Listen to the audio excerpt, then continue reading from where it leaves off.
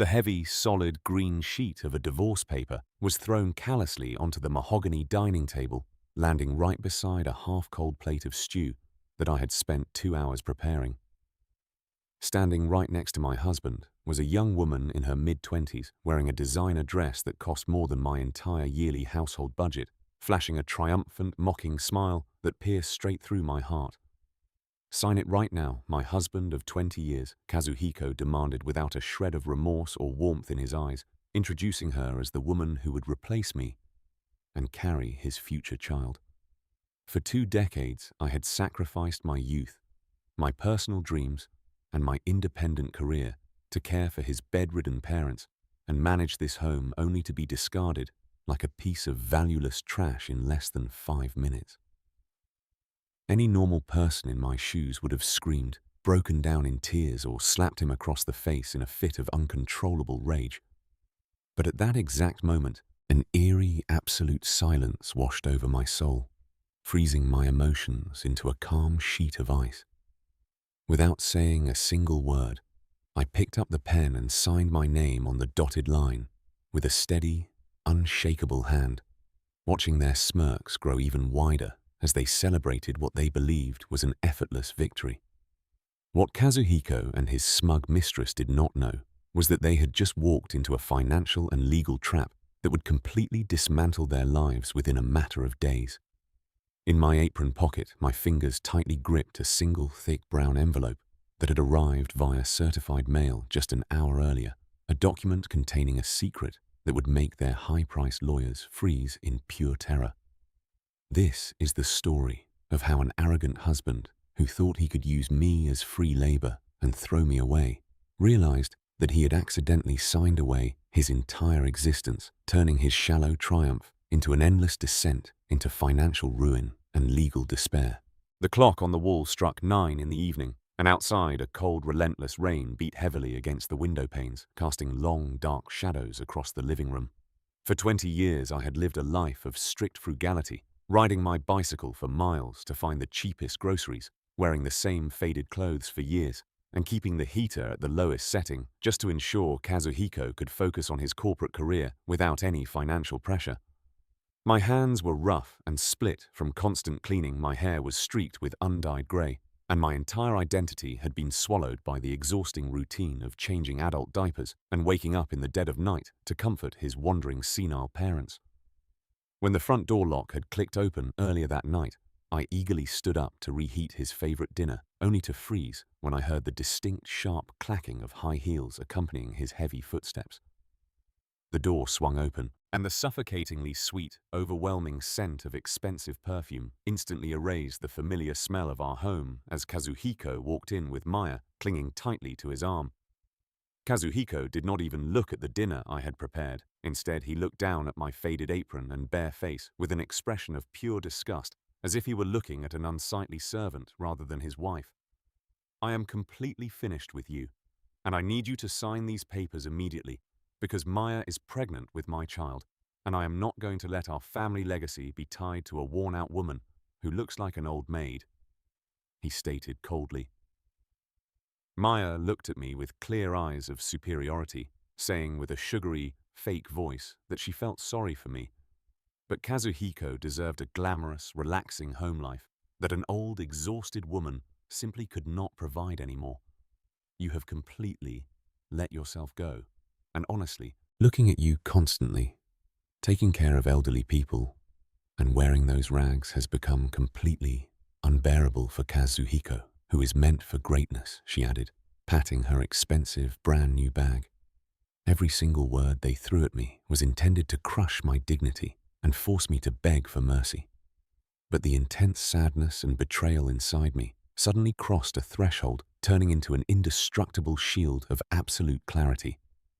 Kazuhiko believed that by bringing his mistress directly into our home and presenting a pre-signed divorce paper, he would catch me off guard, causing me to break down so he could dictate the terms of our separation without any resistance. He hurriedly pulled out his seal and expected a long, dramatic argument about alimony and asset division, but my absolute silence and immediate signature left him momentarily speechless, his mouth hanging open in utter confusion. "Are you seriously not going to fight or cry? Or are you just acting tough because you know you are completely powerless against us? Maya asked, her triumphant smile faltering slightly at my lack of response. I calmly pushed the perfectly completed divorce paper back across the table toward Kazuhiko, my voice sounding incredibly grounded and serene as I looked him dead in the eye and said, "If this is exactly what you want, then we are completely finished." Kazuhiko, suddenly feeling awkward because he did not want to look like the absolute villain in front of his new mistress, cleared his throat and tried to assume a generous persona, offering to throw me a tiny amount of settlement money so I wouldn't starve on the streets. "I am not a monster, and since you spent so many years managing the household chores, I will provide a small cash payment to help you get by, though you cannot expect to keep this house or any of our savings," he announced arrogantly.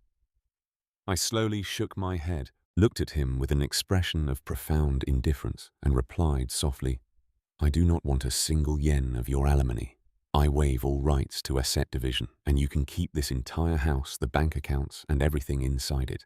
The moment those words left my mouth, the entire atmosphere of the room completely froze, and the only sound that remained was the heavy rain slamming against the glass as both of them stared at me, as if I had completely lost my mind. To them, a woman who had spent 20 years counting every single penny and sacrificing everything for the household budget, refusing all money, was a deeply unnatural, terrifying sight that did not make any sense. "Are you completely serious about this? Or is this some kind of twisted psychological trick to make me feel guilty?" Kazuhiko demanded, his voice trembling slightly with an underlying current of unexplainable anxiety. "My only condition is that you take these documents to the ward office first thing tomorrow morning and ensure the divorce is legally registered without a single day of delay or dispute." I answered coldly, keeping my hands deep inside my apron pockets, where the crisp edges of the legal envelope provided an immense sense of security. Kazuhiko's long-standing marital instincts briefly signaled that something was profoundly wrong, but the glittering temptation of an effortless, absolute victory was far too powerful for his greedy mind to resist. He realized he was getting a young mistress a completely free path to a new life and an immediate divorce without losing a single cent of his current wealth or assets to his ex-wife. "Fine if you want to walk away as a completely penniless fool. I will gladly accept your stupidity and take care of the registration tomorrow," he sneered quickly, grabbing the papers and sharing a triumphant laugh with Maya. They genuinely believed that they had stripped me of everything and won the ultimate prize, entirely unaware that the legal trapdoor beneath their feet had just been completely unlocked. I turned around and walked quietly into the bedroom, completely ignoring the muffled, arrogant laughter echoing from the living room as Kazuhiko and Maya celebrated their perceived total victory over my life. Packing up my entire 20-year marriage took an astonishingly short amount of time, as I only took a few changes of plain clothing and basic toiletries, leaving behind the tarnished wedding ring on the dresser table. I purposefully left my name-bearing passbooks with their meager savings on the table, looking around the room one last time at the black scuff marks on the lower walls where his late father's wheelchair had repeatedly bumped during those long, exhausting nights. While I had spent countless sleepless nights comforting his parents and managing their medical emergencies, Kazuhiko had always slept soundly in a separate room with earplugs, claiming his corporate work was far too important to be disturbed by family duties. "Don't come crawling back to me crying for money when you realize that the real world is incredibly harsh for an unskilled middle-aged woman with absolutely nothing to her name," Kazuhiko shouted from the hallway as I carried my small bag toward the entrance. Maya's high-pitched voice followed his, mockingly asking if I even had a place to sleep that night, since my biological parents had passed away years ago and I had absolutely no safety net left. I did not utter a single word in response. Instead, I opened the front door, stepped into the freezing, pouring rain, and felt a profound surge of absolute warmth and liberation wash over my entire body as I walked away without looking back even once. The next morning, The heavy storm clouds had completely vanished, replaced by a brilliant, clear blue sky as Kazuhiko took a day of paid leave from his company to rush to the local ward office with Maya. They stood proudly at the civil registration window, watching intently as the government clerk meticulously verified every section of the divorce papers before stamping them with absolute legal finality. The divorce has been officially processed and registered, the clerk announced in a standard robotic tone, legally severing our 20-year marital bond in a fraction of a second. Yes, Kazuhiko shouted triumphantly, pumping his fist into the air right outside the government building, while Maya squealed with delight, wrapping her arms tightly around his neck and congratulating him on their newfound absolute freedom. We are finally completely rid of that boring, exhausting old woman, and now we can begin our true life of luxury and high status. Kazuhiko declared, his face radiating an intense wave of arrogance and uncontainable joy.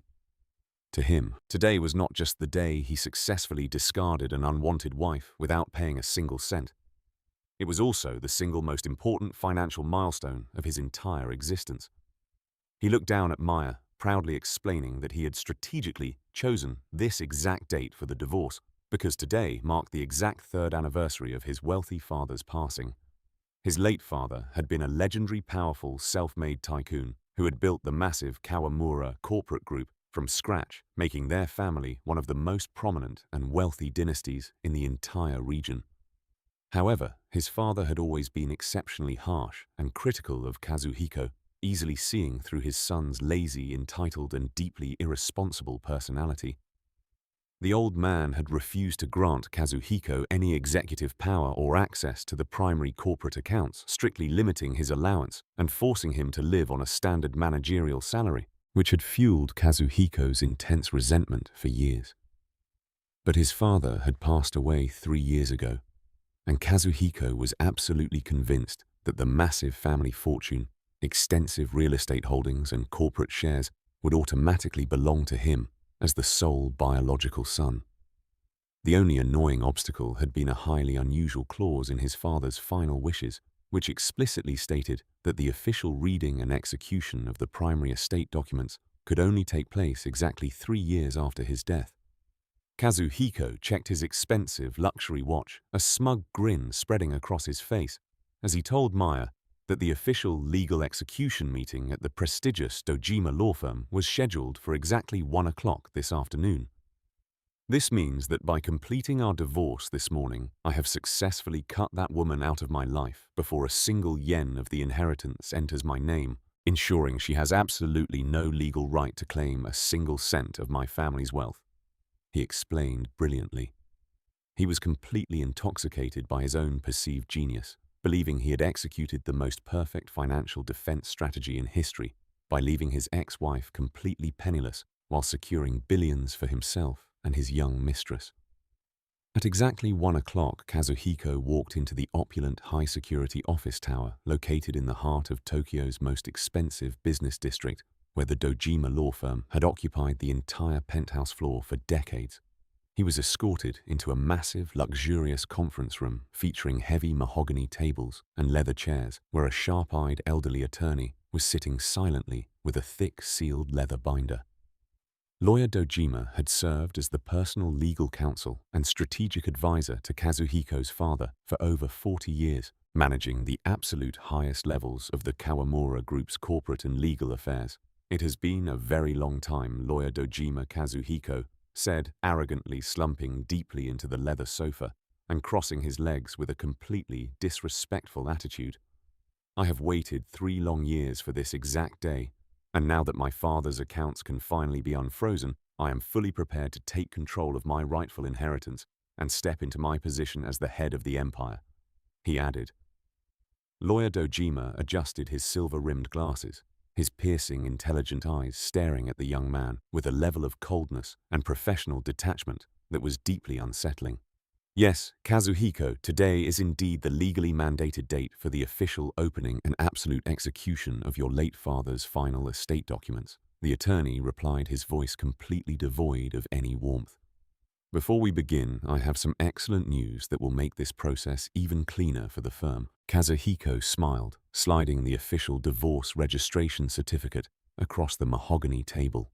As of 10 o'clock this morning, my marriage to Kumiko has been completely dissolved with zero alimony, zero asset division, and total mutual consent, meaning the entire inheritance will belong solely to me without any external interference, he boasted. Kazuhiko fully expected the elderly lawyer to praise his financial sharpness and congratulate him on protecting the family line from a middle-aged outsider. But as lawyer Dojima's eyes scanned the official divorce certificate, the attorney's entire body went completely rigid, and an oppressive, suffocating silence immediately filled the massive room.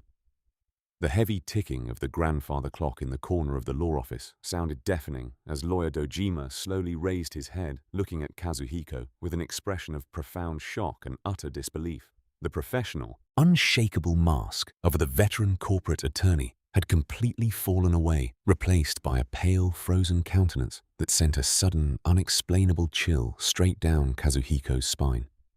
Did you actually say that the divorce was finalized this morning and that she left the marriage without making a single financial demand or asking for any compensation? Dojima asked, his voice strained.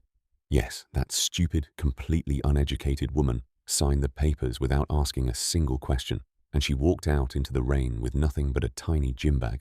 Kazuhiko laughed, reaching for his cup of coffee with absolute confidence. Kazuhiko, you absolute short-sighted fool.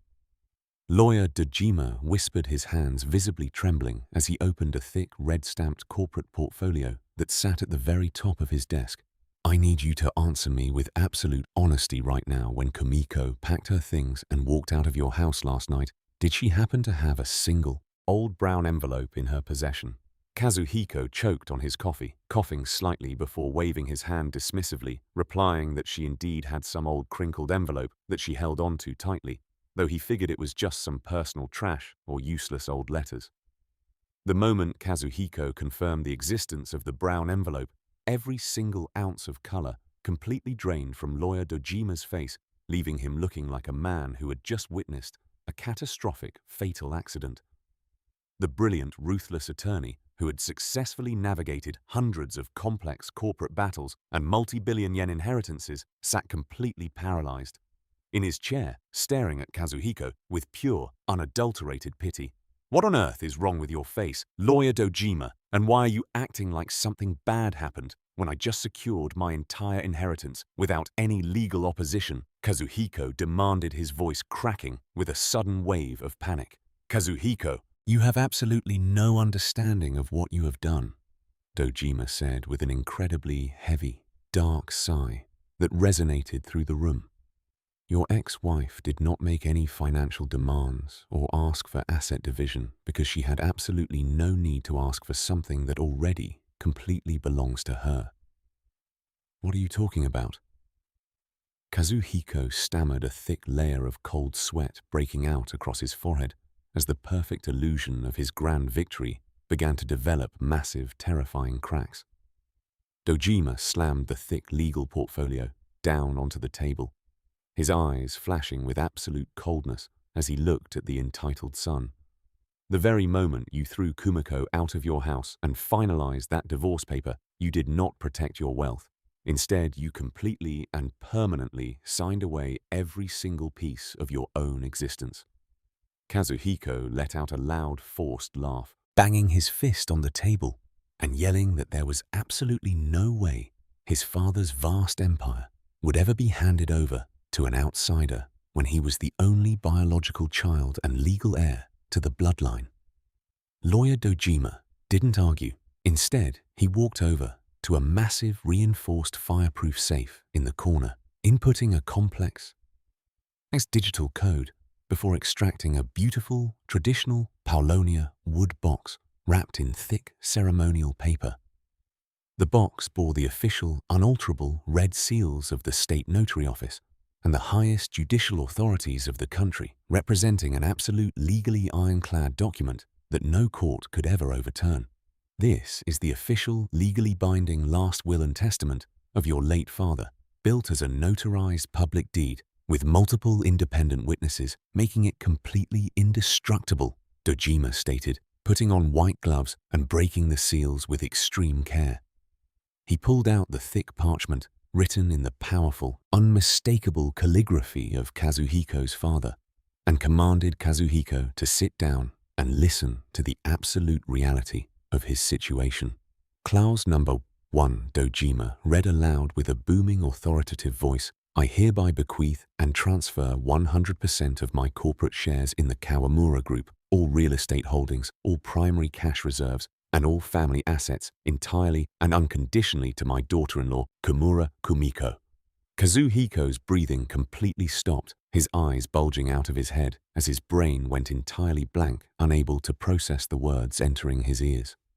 Lawyer Dojima completely ignored his pathetic reaction and proceeded to read the next clause with absolute ruthlessness. Clause number 2. I explicitly disinherit my biological son, Kazuhiko, depriving him of any right to the estate, including his statutory elective share.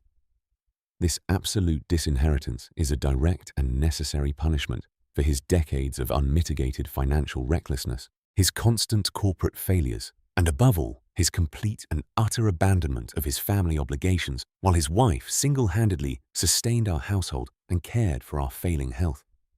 The room became so silent that the rapid, panicked beating of Kazuhiko's heart could almost be heard as he sat frozen, his face turning from a pale white to a furious, bright crimson red. This is an absolute lie, a completely fabricated piece of trash paper that manipulative woman must have forced my senile father to sign.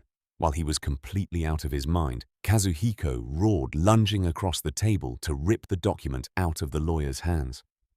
Dojima pulled the document back with lightning speed, glaring at Kazuhiko with an expression of pure disgust and commanding him to never touch an official state record.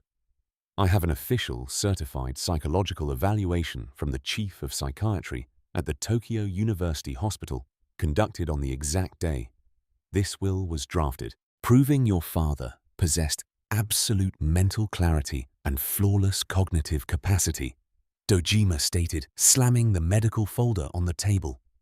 If you attempt to challenge this will in a court of law, your chances of winning are precisely zero, and you will only succeed in exposing your own greed to the public. Kazuhiko slumped backward into his chair, his legs completely losing all strength as the sheer weight of reality crashed over him like a tidal wave. But then, a sinister, desperate glint flashed in his eyes as he remembered the events of the morning, standing up and pointing his finger at the lawyer triumphantly. Wait a single minute. Dojima, you are completely forgetting that Kumiko is no longer a member of the Kawamura family because we legally finalized our divorce at the ward office this morning, meaning she is a complete stranger who cannot inherit a traditional family estate. He screamed maniacally.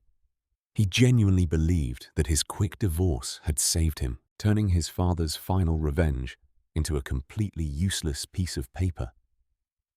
Lawyer Dojima looked at Kazuhiko with an expression of profound, crushing pity, slowly shaking his head as he let out a cold, hollow laugh that echoed off the high walls of the penthouse office. Kazuhiko, your complete and utter ignorance of the law has officially cemented your absolute destruction, the attorney said, tapping the divorce certificate with the tip of his pen. A notarized will that designates a specific individual by their full legal name remains completely absolute and valid, regardless of any subsequent changes in marital status or family bloodlines. Your father explicitly left the entire empire to Kumiko as an independent individual, and the official legal execution of this transfer was scheduled for this exact afternoon, Dojima explained coldly. If you had remained married to her, you would have legally shared in her immense wealth as her lawful husband, enjoying the luxury of the Kawamura Group. Through her grace, the lawyer continued, his voice cutting like a razor. But because you were so desperate to protect your petty vanity and hide your cheap mistress, you forced her to sign a total waiver of all alimony and asset division, completely severing your own legal relationship with her before the inheritance officially took effect. You did not trick her. You literally built your own execution gallows, placed the noose around your own neck, and kicked the chair out from under yourself, Dojima declared with absolute finality. Every single drop of blood completely left Kazuhiko's face as his own arrogant words from the previous night came rushing back to torment his mind. No alimony, no asset division, a completely clean break. The very contract he had forced me to sign in his fit of supreme arrogance was actually the ultimate legal document that guaranteed his total permanent exclusion from a multi-billion yen fortune. With trembling, unstable fingers, Kazuhiko pulled out his smartphone and frantically dialed my number, but his ears were met only with the cold automated operator message indicating that his number had been permanently blocked. At that exact moment, a bright notification from Maya popped up on his cracked screen, reading, "Hurry up and finish the inheritance paperwork, babe. I already booked a viewing for that luxury penthouse apartment in Roppongi. Love you." That cheerful, greedy text message felt like an absolute death sentence to Kazuhiko as he stared blankly at the screen, realized that he was currently standing on the absolute brink of total financial and social ruin. Meanwhile, I was sitting peacefully on the edge of a neat, quiet bed in a modest business hotel in downtown Tokyo, taking a deep, long breath of pure, untainted air. I slowly opened the thick brown envelope that I had protected with my life, the exact document sent directly to me by the Dojima law firm the previous afternoon. Inside was a massive stack of official papers, including the primary shareholder registries for the Kawamura corporate group, the absolute titles of ownership for multiple prime real estate developments, and a personal handwritten letter from my late father-in-law. My dear Kumiko, if you are reading these words, it means that I have already left this world. The old man's elegant, slightly shaky handwriting began radiating a profound sense of warmth and grandfatherly protection. I want to offer you my deepest, most sincere apologies for the immense suffering and disrespect caused by my foolish, entitled son, Kazuhiko, who has never understood the true meaning of honor or hard work. For 20 long years, you have cared for my failing body and my late wife's illnesses without a single word of complaint, sacrificing your own youth while Kazuhiko was out squandering family money, chasing shallow mistresses and treating you like an invisible servant. I am fully aware that the true foundation of the Kawamura family's survival was never my reckless son. It was always your silent strength, your profound intelligence, and your absolute dedication to this home. The letter continued. As I read his words, massive hot tears streamed down my worn face, washing away 2 decades of deep-seated loneliness, exhaustion, and self-doubt. For 20 years, I genuinely believed that nobody noticed my sacrifices, that my entire life had been completely wasted, saving pennies and changing sheets in the dark while the world passed me by. But my father-in-law had seen everything meticulously, documenting my worth and quietly preparing the ultimate legal shield to guarantee my absolute freedom and total empowerment. I am passing the entire ownership of the corporate group, the family fortune and all ancestral estates entirely to you, Kumiko, because you are the only person capable of protecting our employees and leading this legacy with true honor, the old man concluded. Please use this wealth to live a grand, beautiful life on your own terms, as this is the only way I can attempt to repay my immense debt of gratitude to you. I wiped away my tears, pressing the letter tightly against my chest, as a profound, unshakable sense of determination hardened inside my soul. My lost youth would never return, but my life was far from over. In fact, my true existence was just beginning at this exact moment. Suddenly, my smartphone on the nightstand vibrated violently, the screen continuously flashing with Kazuhiko's name as he tried to call me over 50 times within a single hour. He had clearly just left the law office, his arrogant mind shattered by the absolute reality of his total financial eviction, and his pathetic, desperate panic was radiating through the screen. Just 24 hours ago, I would have trembled at his loud, booming voice, but now I kept a completely expressionless face as I calmly pressed the button to permanently block his number from my life. I reached back into the brown envelope, pulling out the official real estate registry for the massive ancestral Kawamura mansion where Kazuhiko and Maya were currently lounging in luxury. This was the final, devastating trap that my father-in-law had quietly laid out to ensure his foolish son's complete eviction from the family line.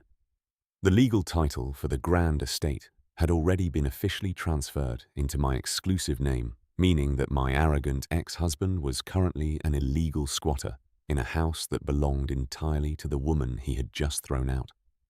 As the sun began to set over Tokyo, Kazuhiko dragged his heavy, exhausted feet back to the grand ancestral Kawamura estate, his mind spinning in a chaotic vortex of absolute panic and denial.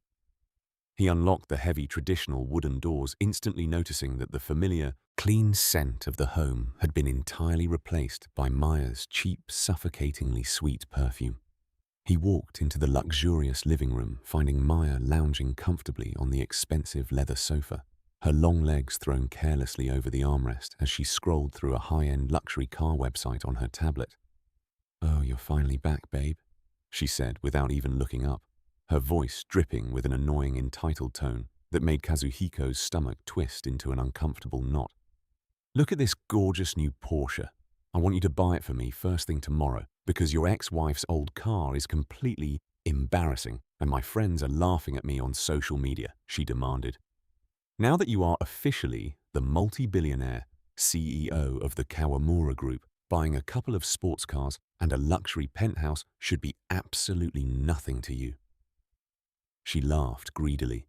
Just yesterday, Kazuhiko would have proudly smiled, kissed her cheek, and handed over his credit card to show off his immense wealth and secure her shallow affection. But now her high-pitched, demanding voice sounded like an absolute screeching drill piercing straight through his fractured skull. "Shut your mouth and leave me alone for a single minute." Kazuhiko snapped with an incredibly dark, furious tone that caused Maya to jump back in shock and pout her lips in deep offense. He ripped his necktie off, collapsing into an armchair as Dojima's words repeated in his head like an endless, terrifying chant. "You have signed away every single piece of your own existence." If Maya discovered that the inheritance was completely gone, she would pack her bags and abandon him within a single second, as her entire presence was entirely dependent on his family fortune. He needed to find a legal loophole, a hidden escape route, or some way to force me to give up the estate papers before his total ruin became public knowledge. Suddenly, the loud, sharp ringing of the front gate intercom cut through the tense silence of the mansion, causing Kazuhiko to flinch violently in his seat. He walked over to the security monitor, finding a uniformed post office delivery courier holding a thick official document that required an immediate certified signature.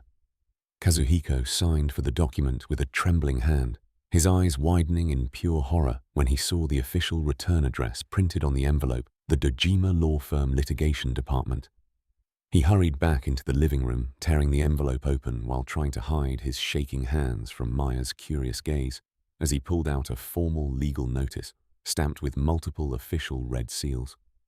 This document serves as an absolute unconditional eviction notice issued on behalf of our client, Kawamura Kumiko. The legal text read, with cold mechanical precision, as of the official execution of the late chairman's will this afternoon. The absolute title of ownership for this land and building belongs entirely to our client, and you are hereby ordered to vacate the premises within 7 days, removing all personal property and surrendering all sets of keys.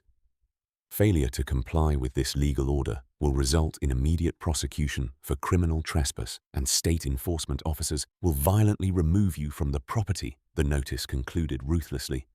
Kazuhiko let out a quiet, strangled gasp, his knees nearly buckling as he realized that he had not only lost his father's billions, but he was also about to be thrown out onto the freezing streets from the very house he had lived in since the day he was born.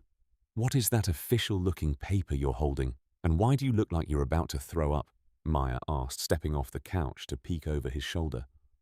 Kazuhiko frantically shoved the legal document behind his back, forcing an incredibly awkward, sweating smile as he claimed it was just some boring, routine corporate paperwork that he needed to handle privately outside.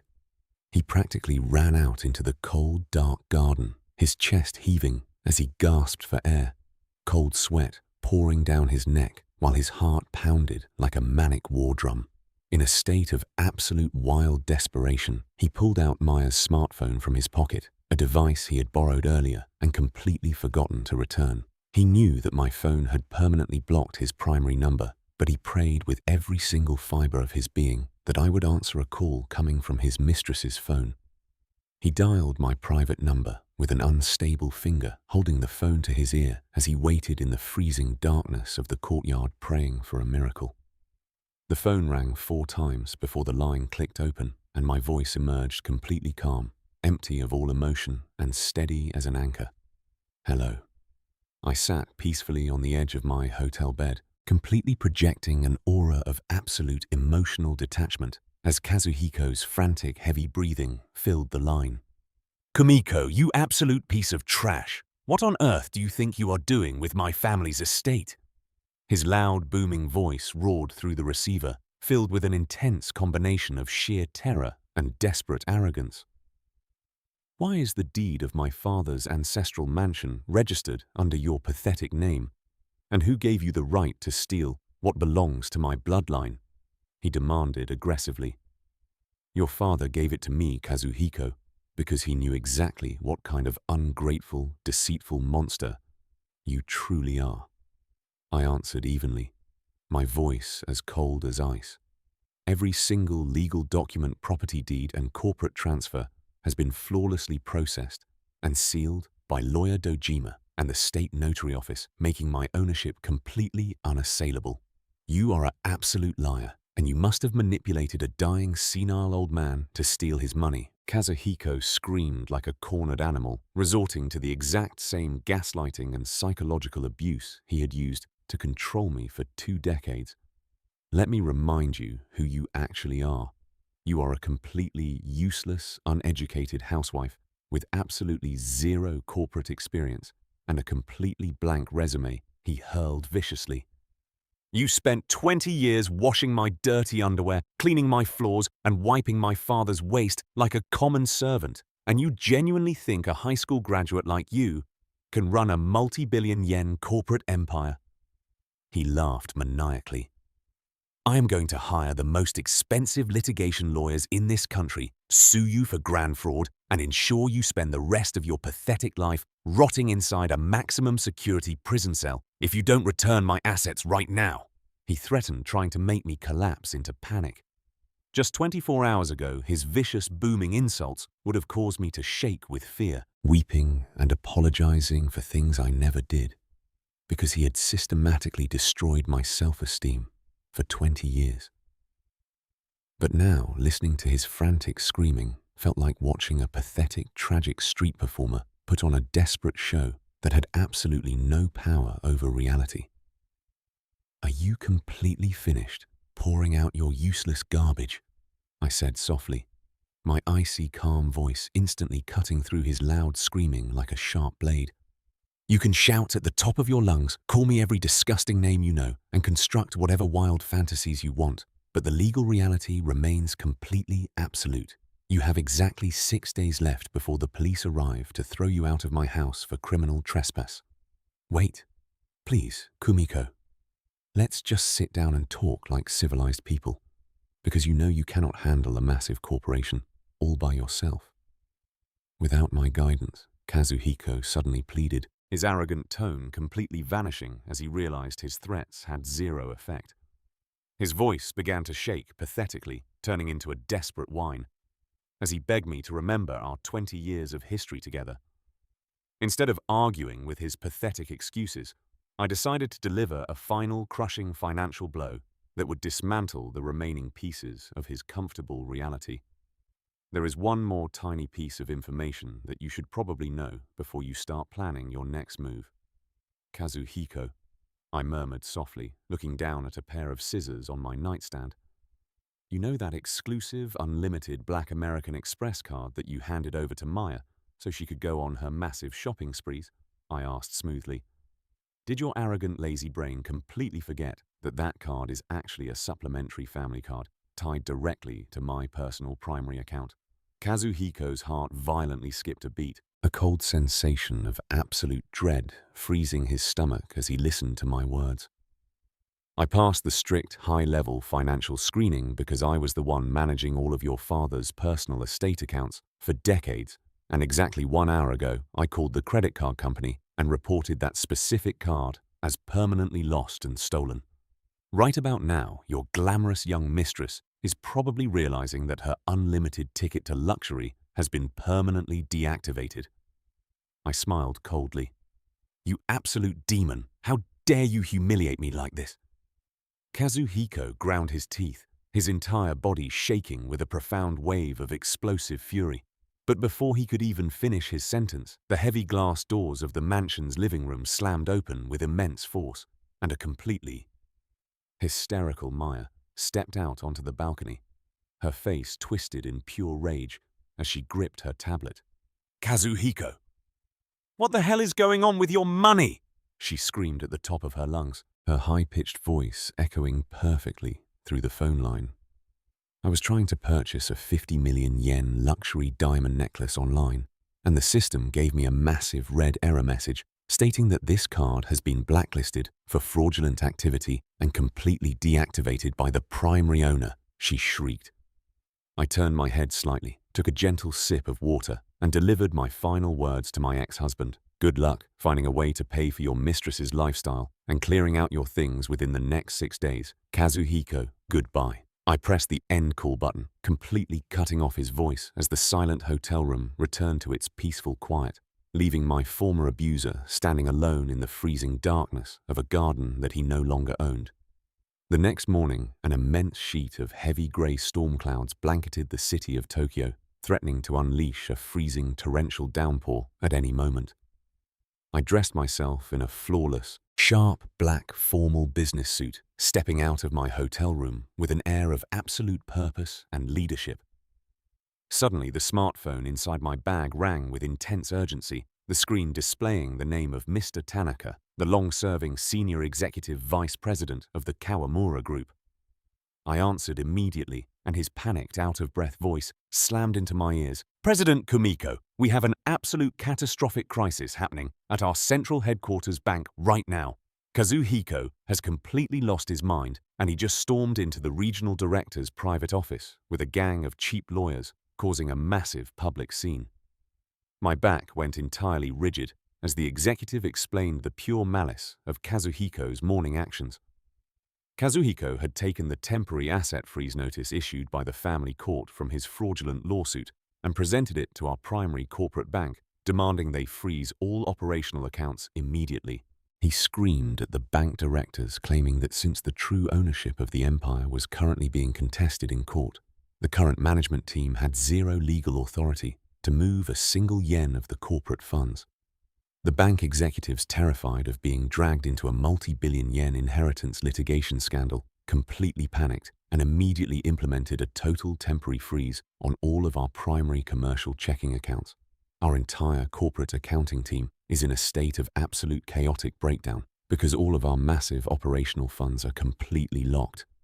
Tanaka cried over the phone, if these primary commercial bank accounts remain frozen for more than 48 hours, we will be completely unable to pay our massive network of subcontracting factories next week, and our main manufacturing plants will be forced to shut down entirely. Hundreds of independent family-owned suppliers will face immediate bankruptcy, and the Kawamura Group will officially default on its prime corporate bonds, completely destroying our credit rating and causing our public stock price to crash into absolute oblivion, he explained hysterically. Kazuhiko's bottomless malice had officially crossed a line of no return. He was so consumed by his own toxic greed and desperate desire to force me into total submission that he was fully prepared to burn down the entire corporate empire, destroying the lives of thousands of innocent employees and their families just to use the ashes as leverage against me. He didn't care about the lives of the workers. His entitled narcissistic brain only cared about securing a fortune that he never worked a single day to earn. Take a deep breath, Mr. Tanaka, and command the entire corporate team to remain absolutely calm and focused on their duties, I stated with an unshakable, powerful tone that instantly radiated true executive authority through the phone. Everything Kazuhiko has done this morning is built entirely on a foundation of fraudulent lies, and I am currently walking up the steps of the courthouse with lawyer Dojima to put a permanent legal end to his madness today. Please tell our employees that their new president will protect them no matter what, I added before hanging up my jaw, clenching with an intense wave of absolute burning determination. At exactly 1 o'clock, we arrived at the grand imposing stone building of the Tokyo Family Court, entering a high-security mediation room filled with long conference tables and an atmosphere of extreme legal tension. Sitting arrogantly on the leather sofa on the opposing side of the room was Kazuhiko, looking incredibly smug and confident, flanked by a sleazy, low-tier litigation lawyer who was flashing a deceptive grin.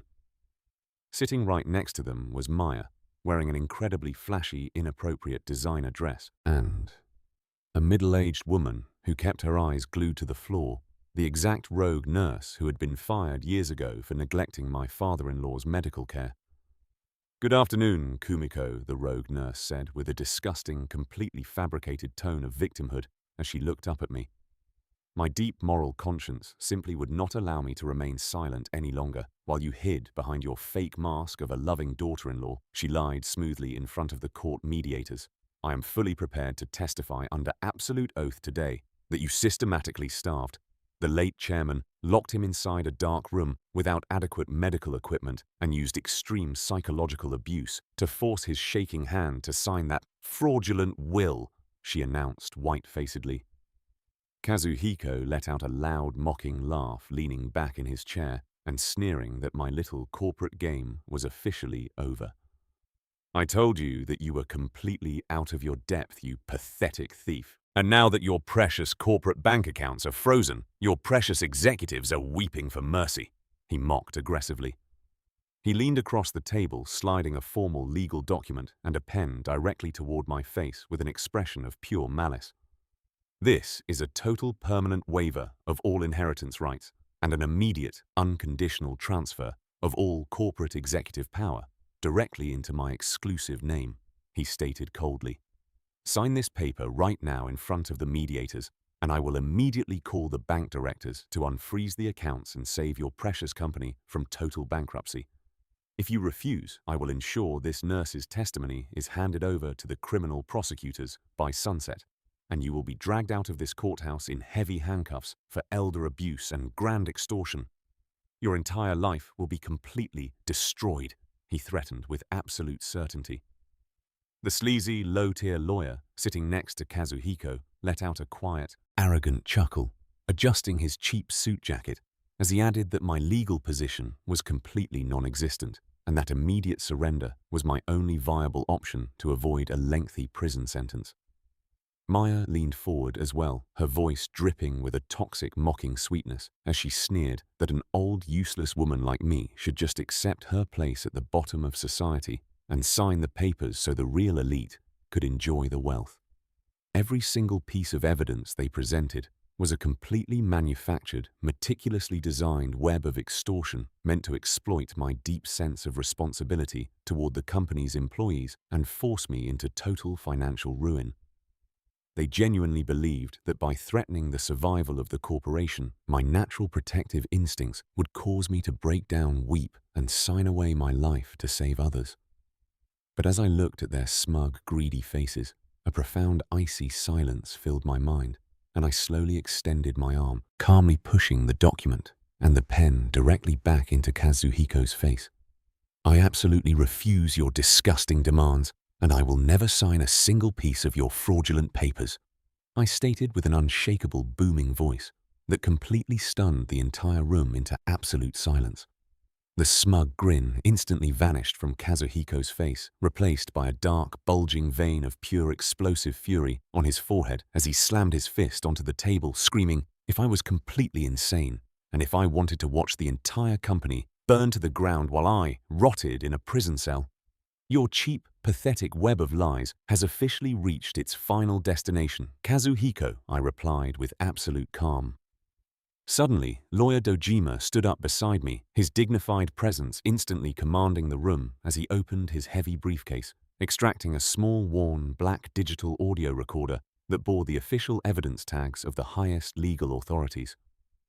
Mediators of the court, the entire mountain of testimony and audio evidence presented by the opposing side is a completely falsified, criminally manufactured conspiracy, Dojima announced with a deep, echoing voice. We are officially entering into the record the absolute unalterable audio. Journal recorded personally by the late Chairman Kawamura during the final weeks of his life, a device he secretly maintained to document the true events inside his home, the lawyer explained. Dojima reached down and pressed the play button, and the quiet mediation room was instantly filled with the frail, coughing, yet completely lucid voice of my late father-in-law. "Please, nurse, my chest hurts immensely. Can you please bring me my heart medication and a glass of water?" The old man gasped out in pain from the recording. "Stop whining and shut your mouth. I am currently in the middle of a high-stakes mobile game, and I don't have time to clean up after an old corpse." The rogue nurse's unmistakable, harsh voice blasted through the speaker. "Kazuhiko is paying me a massive cash bribe of 3 million yen to just sit here and pretend to care for you while he prepares his legal documents, so just stay quiet and die quickly so we can all collect our money." Her recorded voice continued with absolute clarity. The rogue nurse's face instantly turned a horrifying shade of green, her entire body shaking uncontrollably as she gasped for air, covering her mouth with her hands, as her own criminal voice completely exposed her perjury in front of the court officials. Kazuhiko's jaw dropped to the floor, his eyes bulging out of his skull as his brain completely fractured at the sound of the recording. The audio tape continued to play, revealing the deep emotional voice of the late chairman talking directly to lawyer Dojima. "My biological son is a completely remorseless monster who is actively conspiring with this nurse to exploit my illness. But my daughter-in-law, Kumiko, is the only angel protecting my life, holding my hand every single night and giving me the strength to survive," the old man stated with profound love. "My mind is completely sharp. My cognitive functions are flawless, and I am officially declaring that Kumiko will inherit everything I own, while my pathetic son will be left with absolutely nothing." The recording concluded with absolute finality. The click of the audio recorder shutting off felt like a massive, thunderous explosion inside the silent room, and the court mediators looked at Kazuhiko with eyes of intense, burning outrage. "Mr. Kawamura, Kazuhiko, you and your accomplice are officially in a state of absolute legal catastrophe," the head mediator stated with an icy tone that completely sealed their fate. The air inside the mediation room became incredibly heavy and suffocating as Kazuhiko sat completely paralyzed, thick drops of panicked sweat pouring down his pale face as his brain frantically scrambled to find a single lie to save himself. "This is an absolute high-tech digital fabrication, a completely artificial intelligence-generated voice, cloning that this manipulative witch manufactured to frame me and steal my birthright," he shrieked hysterically, his voice cracking into a pathetic, high-pitched whine that bounced uselessly off the walls. "My father loved me, and there is absolutely no way he would ever record such disgusting garbage about his own bloodline," he roared, looking at the mediators with wild, bloodshot eyes of pure desperation. But his sleazy, low-tier lawyer didn't say a single word in his defense. Instead, the man's face had turned completely white as he stared at the official digital forensic certification appended to the audio file, proving its absolute authenticity beyond a shadow of a doubt. Suddenly, the rogue nurse completely broke down, collapsing off her chair onto her knees, weeping hysterically as she grabbed her face and confessed to everything. "I am so incredibly sorry. I never wanted to commit perjury. But Kazuhiko came to my apartment, handed me 3 million yen in cash, and promised to pay me an additional 10 million yen from the inheritance if I signed that false statement, and accused the wife of elder abuse," she screamed frantically through her tears. "I never witnessed a single act of abuse by Kumiko. She was an absolute saint who cared for the chairman with profound love. Every single day, the nurse confessed, rapidly, desperate to avoid a long prison sentence for felony perjury." Kazuhiko jumped up in a fit of absolute manic rage, lunging toward the nurse and screaming that she was a traitorous, disgusting piece of trash who was destroying his life. "Silence," the head court mediator roared with extreme authority, slamming his hand on the desk and commanding the security guards to immediately restrain Kazuhiko. "This is an official court of law, and your violent criminal behavior will not be tolerated for a single second longer." the mediator declared with intense outrage. The false statements submitted by the moving party are officially recognized as total criminal perjury, and this court is immediately forwarding this entire file to the Tokyo Metropolitan Police Department for immediate criminal prosecution for grand fraud, document forgery, and attempted extortion, the official announced with absolute finality. Kazuhiko's cheap litigation lawyer, realizing that his own career was about to be completely destroyed for participating in a criminal conspiracy, frantically began packing his papers into his briefcase, standing up and announcing that he was officially withdrawing as legal counsel, effective immediately due to being intentionally deceived by his client. "Wait, you cannot abandon me right now. I paid you a massive retainer fee. You have to save me." Kazuhiko screamed pathetically as his own lawyer ran out of the room without looking back even once. Kazuhiko collapsed back into his chair like a hollow shell, but lawyer Dojima stepped forward to deliver the final crushing blow. "Mediators, we have a secondary, highly urgent matter regarding a massive act of corporate sabotage committed by the disinherited son." This morning, Dojima stated, placing a fresh stack of financial audit records onto the table. Kazuhiko utilized a fraudulent family court document to intentionally deceive our primary commercial bank, causing a total freeze on the Kawamura Group's operational funds and placing thousands of jobs at immediate risk, the lawyer explained. "This is a severe, blatant act of criminal business obstruction and corporate sabotage, and the board of directors has already finalized a multi-million yen civil damages lawsuit against Kazuhiko as an independent individual," Dojima concluded coldly. Kazuhiko's eyes rolled back slightly as his entire body began to shake with a profound, unmitigated terror, realizing that his grandmaster plan had completely rebounded to destroy his own existence. Maya, realizing that her rich boyfriend was actually a bankrupt criminal who was about to spend years behind a prison bar, let out a loud screech, grabbed her designer bag, and violently pushed Kazuhiko away from her. "Get away from me, you disgusting, pathetic fraud. You told me you were a billionaire, CEO, but you're just a broke criminal who is going to jail," she yelled, running out of the room in her high heels as fast as she could. I stood up calmly, looking down at the broken, sweating man who had spent 20 years treating me like a worthless servant, feeling absolutely nothing but a profound sense of peaceful indifference. "Your time in my house and your time in the civilized world has officially reached its end, Kazuhiko," I said softly, turning my back on him permanently as Dojima and I walked out of the room, leaving his desperate weeping, pleas for mercy, echoing uselessly behind us. We stepped out of the heavy stone courthouse doors, and the bright, clear afternoon sun broke beautifully through the thick grey clouds, illuminating the bustling streets of Tokyo with a warm, golden light. We immediately drove straight to the central headquarters of our primary commercial bank, where lawyer Dojima presented the official sealed emergency declaration from the family court mediators, proving the absolute validity of my father-in-law's will and my exclusive executive power. The bank's regional director bowed deeply, sweating profusely, as he apologized for the temporary freeze and instantly activated all of our primary corporate accounts, ensuring our financial operations were completely restored.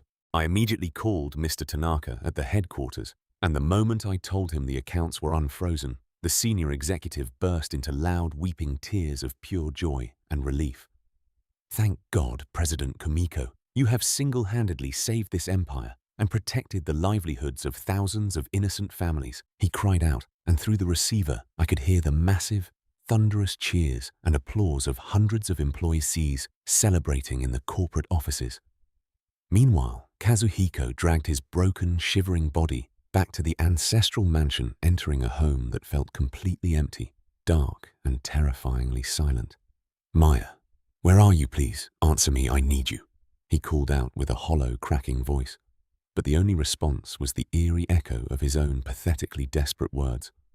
He walked into the grand living room and completely froze in absolute horror as he looked at the massive, chaotic mess before his eyes. The entire room had been violently ransacked and cleared out, as Maya had utilized his absence to steal every single high-end luxury item, expensive brand-name bag, and piece of valuable artwork she could find. Even worse, the reinforced steel door of his mother's private bedroom safe had been violently pried open, and every single ounce of cash, gold, reserves, and irreplaceable family heirloom jewelry had been completely stolen by his greedy mistress, leaving him with absolutely nothing. That ungrateful, thieving monster took every single cent of my emergency cash reserves and abandoned me to rot. Kazuhiko shrieked, collapsing onto the hardwood floor and clutching his head as he let out a low animalistic groan of pure, unmitigated despair. Suddenly his phone vibrated loudly on the floor, displaying a phone number from an unknown private financial institution. He answered with a shaking hand and a deep, aggressive and completely ruthless male voice blasted through the speaker. "Is this Kawamura Kazuhiko? We are calling from the Asset Recovery and Enforcement Department of the Neo Finance Corporation, and we are officially informing you that your emergency repayment deadline expired exactly 2 hours ago." The loan shark's cold, threatening words caused Kazuhiko's heart to skip a beat in pure terror as he remembered the dark truth of his hidden financial life. In his desperate, manic attempts to purchase Maya's shallow affection and fund their extravagant dates, he had quietly accumulated massive, high-interest short-term loans from multiple predatory shadow banking institutions, fully assuming he could easily repay them the moment his father's billions entered his pocket. The total outstanding balance, including massive default penalties and compounding interest, currently stands at exactly 12 million yen. And if this entire balance is not wired into our account by sunset, we will immediately initiate formal legal asset seizures and contact your employer to permanently garnish your wages," the lender stated callously. "Please, I am begging you for a small extension. I don't have a single yen right now, and I have just been fired from my family's company." Kazuhiko wept pathetically into the line. The lender let out a cold, mocking laugh, replying that they already knew he was an unemployed criminal who had been completely stripped of his inheritance, and that they would be dispatching field enforcement agents to his location immediately before hanging up the phone. Kazuhiko threw his phone against the wall in a fit of absolute manic terror, watching the screen shatter into a million tiny cracks as he realized that he had lost his wealth, his mistress, his social status, his home, and his entire future, leaving him with nothing but a mountain of unpayable debt and an impending prison sentence. A final text notification from lawyer Dojima illuminated the cracked screen on the floor, reading with professional detachment, "The Tokyo Metropolitan Police Department has officially processed our criminal complaint for grand fraud and business obstruction. A formal arrest warrant has been approved by a judge, and detectives are currently en route to your location to place you under arrest." Kazuhiko let out a low, strangled gasp, clutching his throat as the absolute weight of his self-inflicted destruction completely broke his mind, realizing that his systematic abuse and arrogance had officially led him into a permanent, inescapable, living hell. The dark, freezing winter came howling into the city of Tokyo, with an absolute vengeance unleashing an icy, biting wind that whistled through the high concrete walls of the Tokyo detention house. Kazuhiko sat huddled on a cold, hard plastic stool inside a dim, windowless legal visitation room, his entire body shivering violently under a thin, cheap grey cotton inmate jumpsuit. His hair was completely unkempt. His face was gaunt and hollow, and his shoulders slumped forward with a permanent posture of absolute defeat, entirely erasing the arrogant, wealthy businessman he used to be. Following a high-profile criminal trial, Kazuhiko had been found completely guilty on all counts of felony document forgery, attempted grand fraud, and criminal business obstruction, receiving a severe sentence of 3 years and 6 months of hard labor without any possibility of suspended execution. Furthermore, because his multi-million yen corporate embezzlement was classified as an intentional, malicious crime against his employer, the bankruptcy courts had officially ruled that his massive restitution debts could never be discharged through standard personal bankruptcy laws, meaning he would remain legally obligated to pay back every single yen for the rest of his natural life. Even after he completed his long prison sentence, he would emerge into society as a completely broke, middle-aged felon with a permanent criminal record pursued for the rest of his existence by relentless collection agencies and corporate court orders. Maya had also failed to escape the cold hand of justice, as her greedy, short-sighted actions had completely sealed her own total destruction. The moment Kazuhiko was arrested, the credit card companies launched a massive investigation into the high-end luxury stores where she had fraudulently utilized my supplementary family card after the official account termination. She was legally forced to return every single piece of stolen designer clothing and jewelry, and the massive remaining balances were permanently legally converted into her own personal high-interest consumer debt. When her traditional conservative parents in the countryside discovered her public scandal, her illicit affair with a married man, and her massive mountain of debt, they officially disowned her from the family registry and threw her out of their house permanently.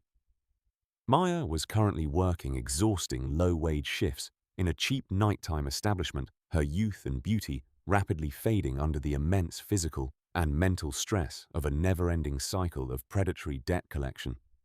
The shallow, toxic bond that had united Kazuhiko and Maya had never been built on a foundation of true love or human connection.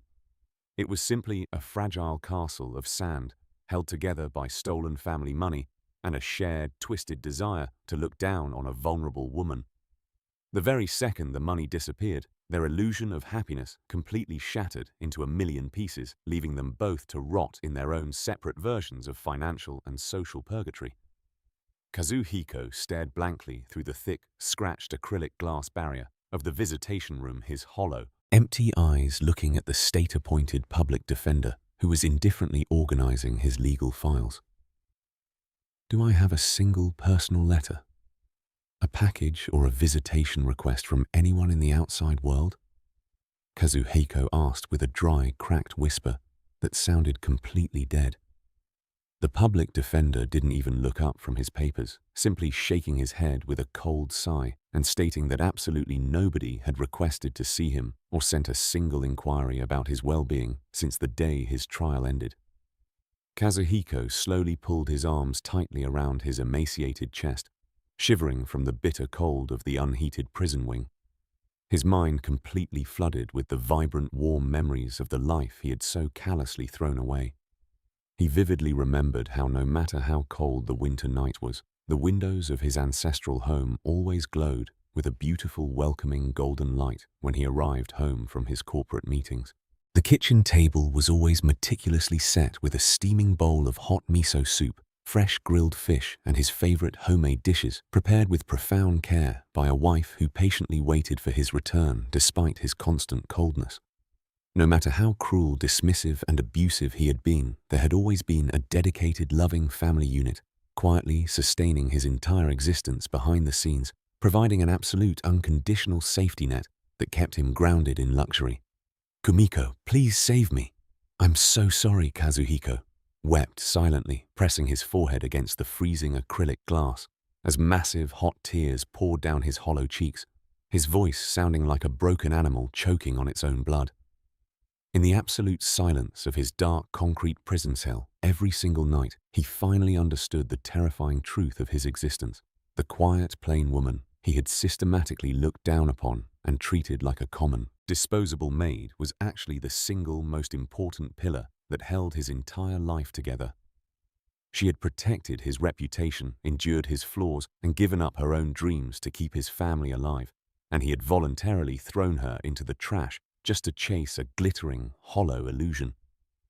At that exact same moment across the city, I was standing gracefully in front of a massive, floor-to-ceiling glass window inside the magnificent executive penthouse suite of the Kawamura corporate headquarters, calmly looking down at the beautiful snow-dusted skyline of Tokyo. The interior of the massive office was perfectly heated, completely enveloped in a luxurious, warm, and serene atmosphere, while a beautiful bouquet of seasonal white flowers sat elegantly on my heavy executive desk. The desktop was covered with high-level corporate strategies, international market expansions, and major philanthropic initiatives awaiting my final stamped presidential approval. Transitioning from a traditional isolated housewife to the chief executive officer of a massive multi-billion-yen commercial conglomerate had been an incredibly daunting, grueling journey, filled with initial mistakes, exhausting sleepless nights, and intense professional pressure. For the past few years, I had spent almost every single evening huddled around conference tables with Mr. Tanaka and our legal teams tirelessly studying advanced corporate finance, reading complex commercial laws, and learning how to lead an empire from scratch. I refused to let my father-in-law's lifetime legacy be destroyed by the greed of his reckless son, and that single unshakable purpose gave me an indestructible, transcendent strength to conquer every single obstacle in my path. The wonderful employees of the Kawamura Group had quickly recognized my raw, sincere dedication, abandoning their initial anxieties and uniting behind my leadership with profound corporate loyalty and genuine human respect. I had permanently eliminated the toxic, fear-driven corporate culture that Kazuhiko had cultivated during his time as a director, completely cutting out the multi-million yen executive entertainment funds that he had used to finance his secret affairs and lavish parties. Instead, I directed every single yen of those massive corporate reserves directly into increasing the baseline salaries of our factory workers, expanding maternal and paternal leave benefits, and building high-quality, free childcare facilities for our staff. When I stood before the General Assembly of Workers and announced that the true strength of our empire belonged entirely to the frontline laborers who poured their sweat into our products, the entire stadium erupted into a thunderous weeping ovation of true solidarity. Under my progressive management, employee productivity and innovation soared to unprecedented heights, and the Kawamura Group successfully shattered its historical revenue records for 3 consecutive fiscal years, becoming a shining model of corporate responsibility in the region. The entitled, arrogant words that Kazuhiko had screamed at me during our final confrontation came drifting back into my mind like a faint, meaningless whisper from a past life. You are a completely useless housewife with 0 skills who will fail immediately in the real world. I had taken those exact hateful insults and completely transformed them into fuel, delivering an absolute objective proof through multi-billion yen corporate success that his narrow, misogynistic mindset was entirely and utterly wrong. Suddenly, a gentle knock echoed through the serene office, and my brilliant young executive assistant stepped inside with a warm, respectful smile, placing a beautiful porcelain cup of hot chamomile tea onto my desk. "Thank you so much, Sarah. Your excellent attention to detail always brings an immense amount of peace to my daily schedule." I smiled warmly, and her eyes sparkled with genuine pride and happiness as she bowed and thanked me for my kindness. There was absolutely no fear, no tension, and no toxicity left in this corporate palace. We were a beautiful, thriving, professional family built on mutual respect and shared success. I took a slow, calming sip of the warm tea, my eyes casually falling upon a tiny, insignificant article printed on the back page of the morning newspaper sitting on the corner of my desk. The brief legal notice coldly reported that the criminal appeals for the Kawamura corporate embezzlement case had been officially rejected by the High Court, permanently solidifying the prison sentence of the primary defendant. I looked at the cold, clinical printing of his name, took a deep, quiet breath, and felt an absolute, profound sense of emotional stillness settle over my entire heart. I felt 0 hatred toward him, 0 desire for further revenge, and absolutely 0 regret. His existence had become completely distant and irrelevant to the grand, beautiful reality of my new life. He was simply an organic consequence of his own terrible choices, experiencing the precise, unforgiving weight of the universe balancing the scales of justice after decades of cruelty and exploitation. I folded the newspaper quietly, walked over to the recycling bin, and dropped it inside, without a single moment of hesitation, permanently casting his memory out of my day. There was absolutely no room left for his toxicity in the brilliant, expansive future I was actively building for myself and my company. For 20 long years, I had completely suppressed my own identity, hidden my intellect, and allowed myself to be treated like an invisible servant out of a misguided sense of marital duty. But standing here in the warmth of my hard-earned freedom, I realized with absolute certainty that those difficult years of silent endurance had not been wasted. They had quietly forged my spirit into an indestructible diamond, preparing me to rule this empire with true wisdom and profound empathy. I looked at my hands, which were now soft, beautifully manicured, and strong, completely healed from the rough scars of my past life of domestic servitude.